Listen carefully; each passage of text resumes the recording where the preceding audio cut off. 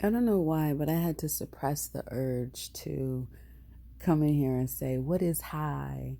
What is higher? What is learn? I know that's corny, but ever since you sent me the message, that's what's been in my head. And it doesn't really apply to motivation, but it just has been in the back of my head.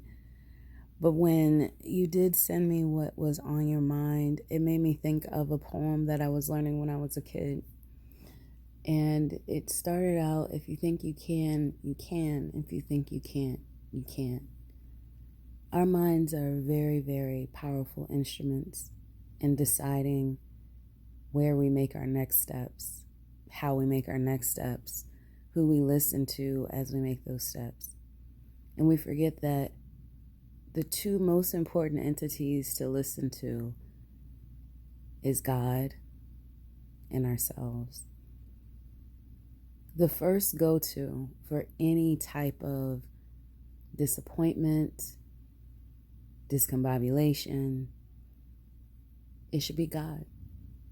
And this isn't about being preachy. It's about getting the guidance that goes way beyond your understanding. Why would you not want to tap into what is definitively put in place for you that sees way beyond the future that you can even think of? That's hard though, right? Because God is like this thing that we know is real because we see what happens when it flourishes in all its positivity. But when we're down, it's a lot harder because it's not tangible. That relationship with God doesn't feel as real because we feel forsaken.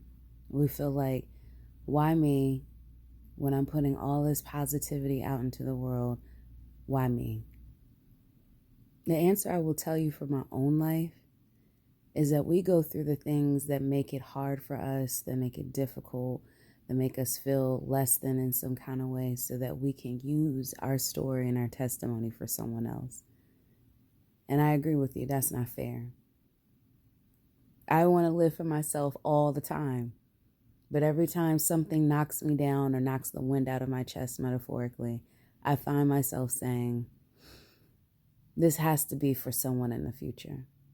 And I will tell you, I mean 97% of the time, my story that took me weeks, months, sometimes years to heal from, my experiences end up being what's powerful for someone else in a matter of 30 seconds.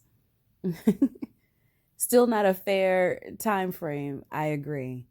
But it's what is put in place for people like us who are meant to put positivity out into the world and use our story as the way to get people from their point A to their point B, spiritually and emotionally, sometimes physically. Because again, the mind is a powerful thing. Your mind is based in creativity, and it is directly attached to laughter. You are a person who is the catalyst for happiness, even when you're not happy. That is not a job that you've taken on, that's a mission.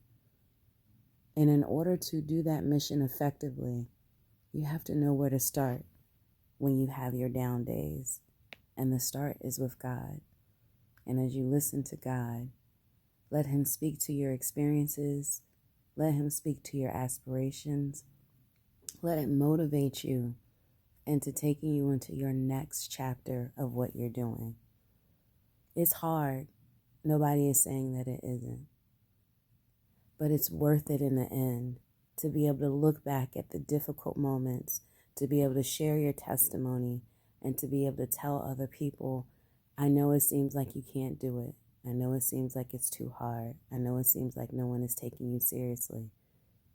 But do it anyway. Because when you reap the benefits of perseverance, when you have the tenacity to go after the goals that you said you want for yourself, you take yourself to the next level, you vibrate higher, and you get to the things that you imagine, but even better, the things that you never could have imagined at all.